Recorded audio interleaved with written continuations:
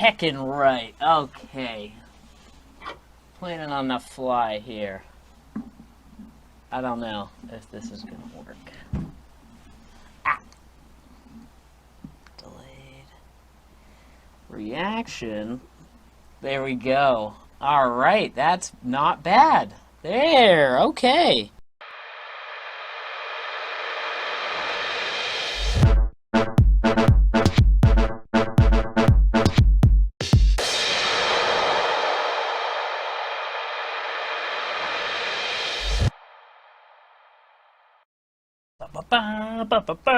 These are provided by Cam again. Okay, hello. So you'll notice things are very different if you're watching the video. If you're not watching the video, I tried to give myself a scale. I know I think it was last time I talked about how small I was in the closet. Such a fun sentence to say. I'm so glad I named this. So what I did was I hung up the shirts I wear above me, and I'm barely slouched against the wall right now, and they are, I laughed so hard when I saw this. I set up a lot. Oh, I also have a second camera I always say I have a second camera, but this time I finally got the right software that doesn't crash my computer, and I think I got it, so here we go. Let's hope that that worked. We'll find out. Anyway, I did a little flash dance for those listening in. If there's anyone listening, you got it. You're my favorite people ever. So I was going to spend a decent amount of time talking about the NHL and what I hear about the Tim Peel suspension and stuff.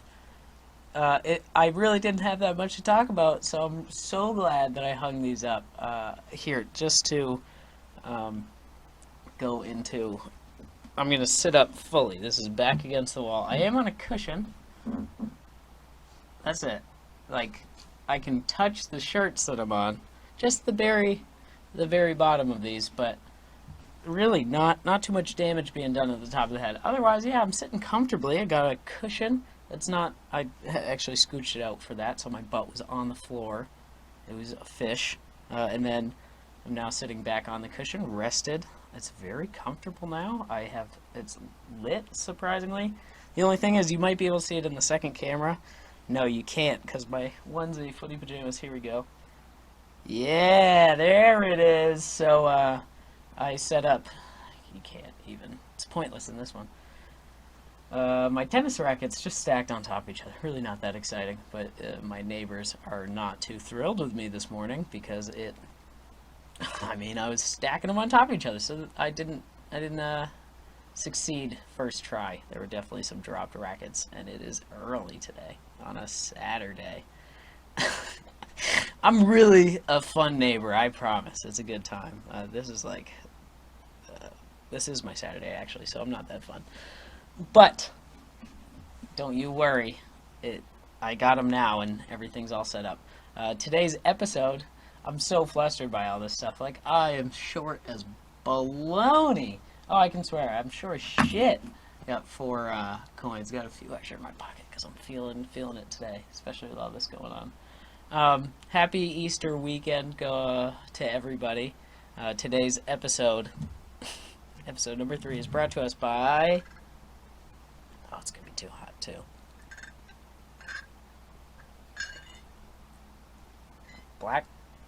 Blackberry sage? I don't know. Either blackberry sage or mixed berry. I think it's blackberry sage though. Oh, yeah, the tea bag's different. Yep, blackberry sage. Delicious. Made from blackberries and sage and dried over a long period of time, put in a bamboo thing. Delicious.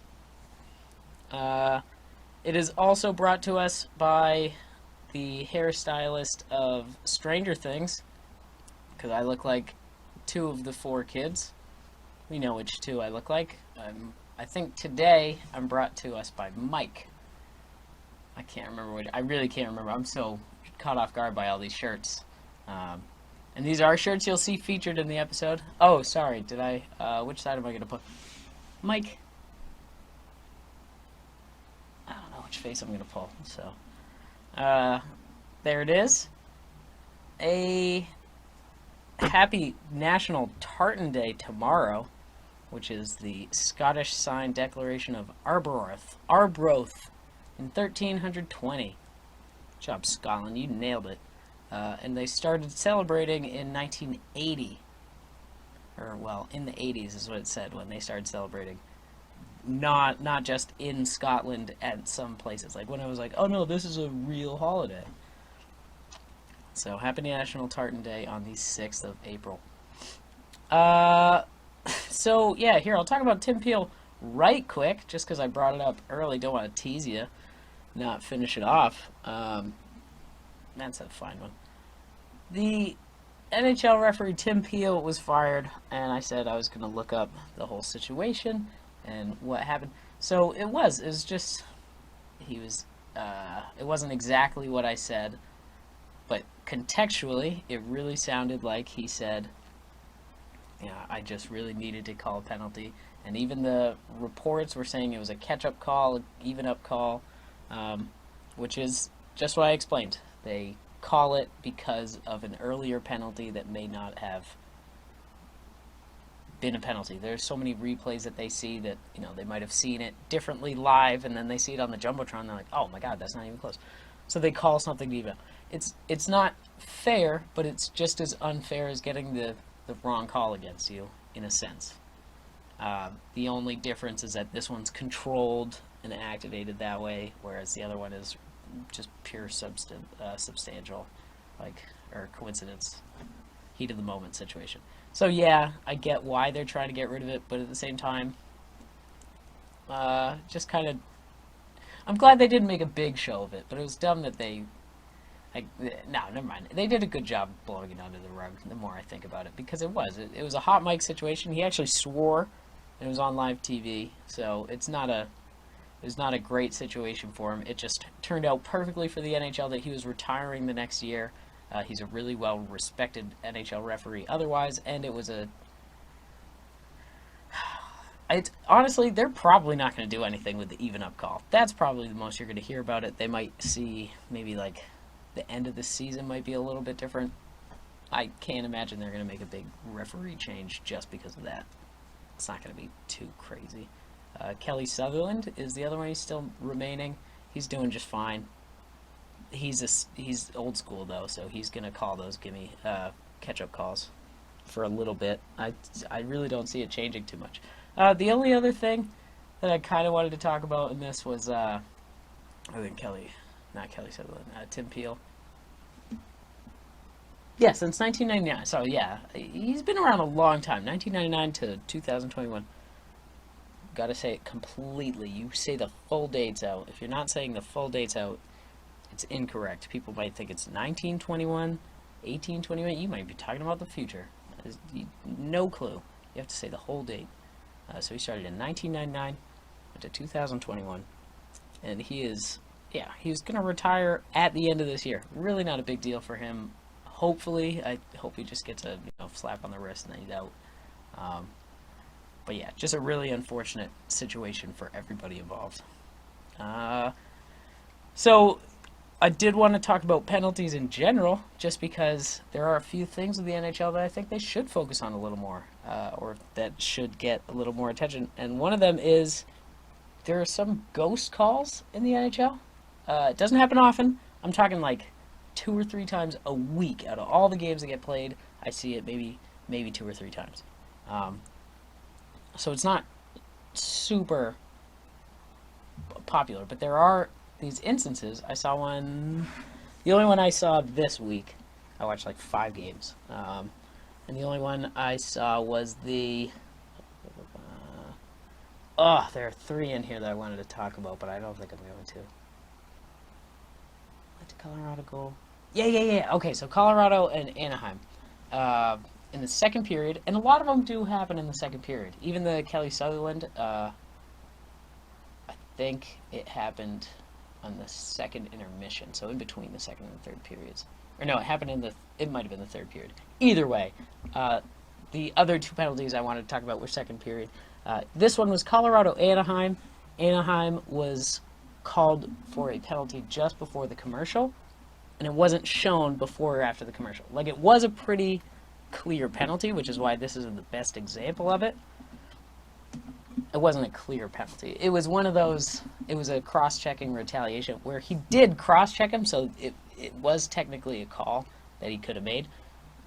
But he had been cross-checked. So it was just like he just got cross-checked in the back, and then he turned around and cross-checked the guy.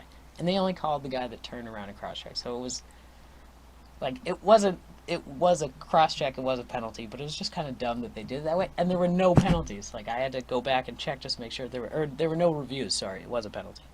There were no reviews of the penalty. And then it led directly to a Colorado goal, I think, minute something in. Either way. So it's just like, why are they... That should be something that should get focused on more. They should cover what the penalties are and why, because if they're going to give a retaliation penalty when they're cross-checked, just for turning around and getting cross-checked, like, that's... He was skating off. Like, that's what... I wish I have it. It's, No, the other one's Marino. I didn't write down the names.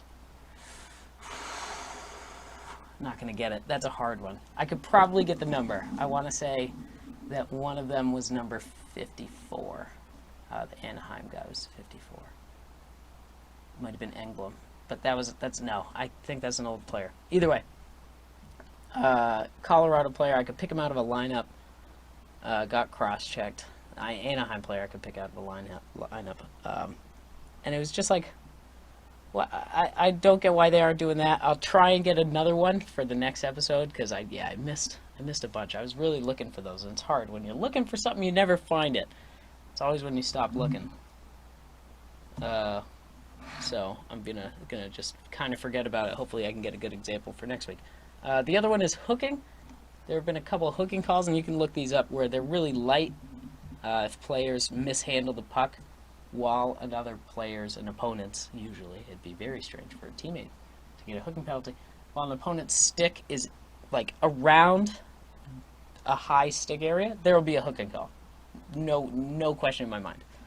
It's happened in the new... Nope, that was a different one. It happened in the Penguins game. It happened... there's a really bad one against Crosby. I don't think it was recently. I think it was like 3 or 4 years ago, where it was a beautiful, like, Pavel Datsyuk style steal of the puck, where he goes in, he taps in between the player's hands on the sticks, taps in between them, and jostles the stick up. And so when the stick's up, then he moves down, grabs the puck, and pulls it back.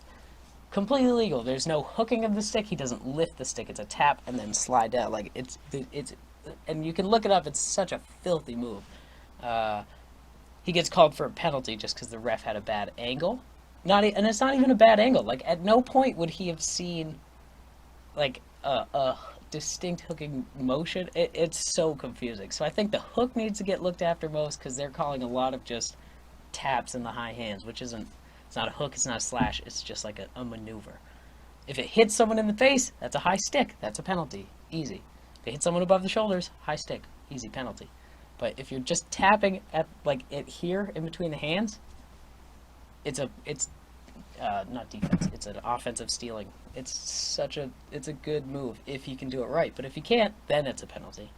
So I think that should get focused on a little more, especially with the skill of these players. Like, well, Datsuk's gone. He can't do it anymore. But Austin Matthews is really good at doing it. McDavid has quick hands. I haven't seen him do the steal yet, but he can. I would be surprised if he couldn't, I guess. A lot of the players these days can do it, and it's a fun skill to have. Then we have, let's see. Oh, and the other thing with the NHL, they talk about, other than the penalties. Yeah, I'll talk about one more penalty here. Marino, don't know his first name, don't want to say Dan, but Ken's the actor. I don't know his first name. He is a Penguins player who, I want to say it was against the Flyers, but that could be very wrong. He went into, crossing his defensive blue line. A player was coming at him, mishandled the puck, and then, like, had to lunge for it, and then fell while they were lunging. So he was going to get clocked one way or another, especially because he was lunging. But then he fell into the hit. So he got smoked. Marino even held up in the hit. You can see it in the replays. Like, he noticed it was going, so he kind of slowed up, but it still was like hip to collarbone, shoulder, like just destroyed the guy. And then whoever Flyers, whatever team it was, their teammate came in to fight Marino. And Marino, I think I'm moving the camera. Marino, you know, obviously he's getting fought, so he drops gloves with the guy. The other guy had dropped gloves. And then Marino got a penalty. That was it. The only penalty was to Marino. Second period against, I wish I didn't write down the team. That's my note-taking skills are very, very, we've noticed, sparse in between. Oh, we need some tea. This stuff's good. Blackberry sage, one more time. So yummy. If anyone knows anyone that works at the Blackberry Sage Tea Company, let them know so they can get their sponsorship money to me. I would gladly take it. Okay, I think the NHL, good. Didn't even finish the thought there. Nice. It's not important anymore because we got the shirts. I'm still so hyped on this. It's so... I feel so liberated.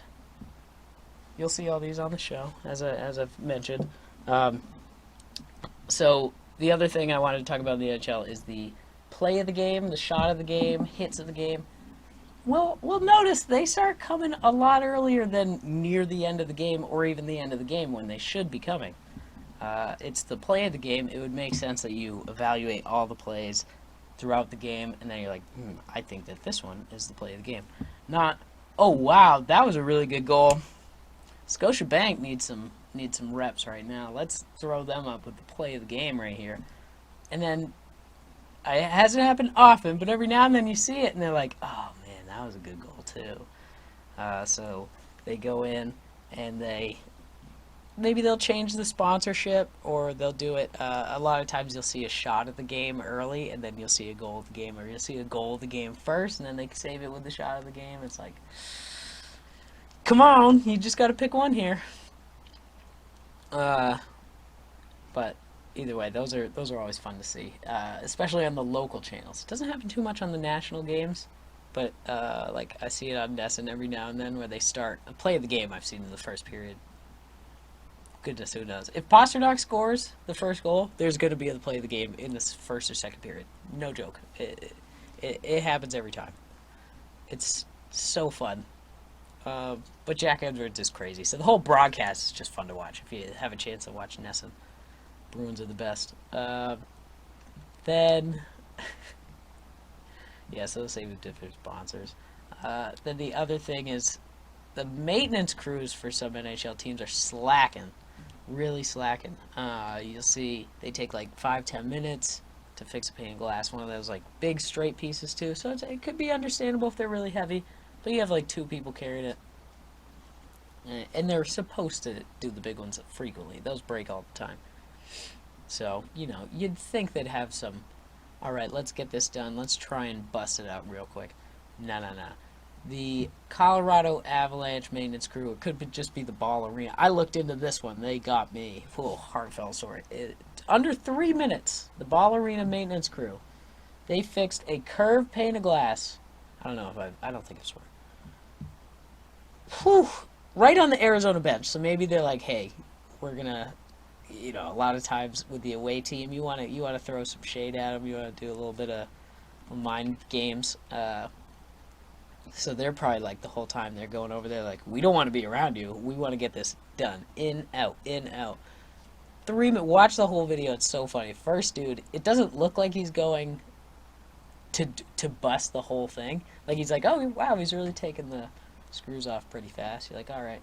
And then he gets on the ice, and he jumps off the boards with the thing, and he gets on the ice, and he's just full tilt run. It's so great. And there's I thought he was going to come back out. I thought it was going to be the same. I don't want to spoil it. There are a lot of great twists and turns in that video. Look that up. Colorado Avalanche maintenance on a broken. It's a curved piece of glass too. It's the funniest thing. And everyone gives them. They do a killer job. Good for them. So that's the NHL in a nutshell. My week in terms of my day.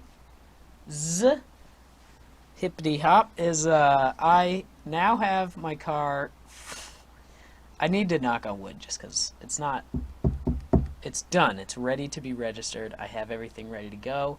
But I did this I got it all done on a Thursday at 5 o'clock. I was like, okay, cool. I got Friday coming up. I'll be, Friday morning, bright and early, get up. I'll go to my local registration office and I'll get this car set up, good to go. Well, as you may be able to tell from the start of this video or story, I am not the most religious person.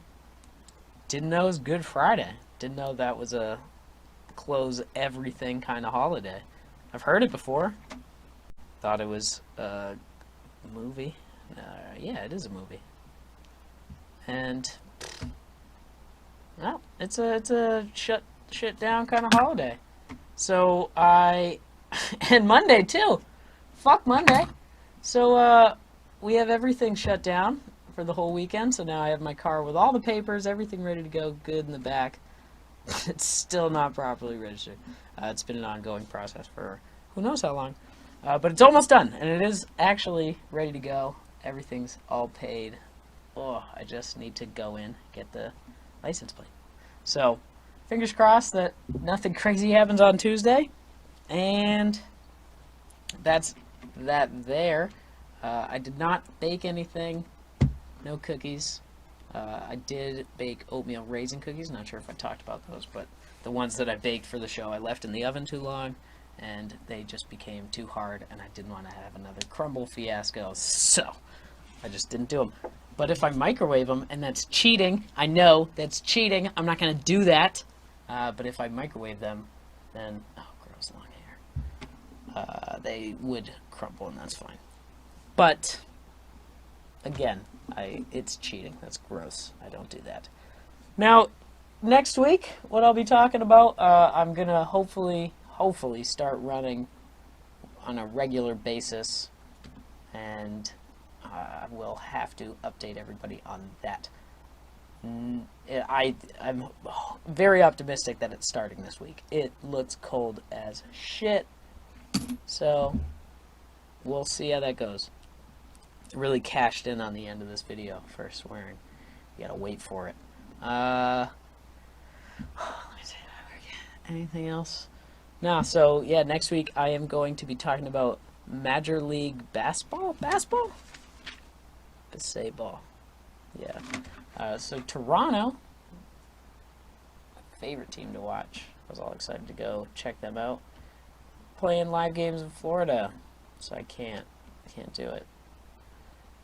It's gonna be a bummer. So no live baseball for camp. But we are going to watch it all on TV. We got Don Orsillo, Jerry Remy to keep us company through the Red Sox days, and I don't know any other announcers, so I'll learn them over time. We have that. I already talked about my hair. I'm going to be bringing us another Stranger Things kid probably next week. We have this all set up, and hopefully, oh, we got our fingers crossed, don't we? Second video. Alright. That's it, that's all. Happy Tartan Day tomorrow to people, and hope we all celebrate accordingly.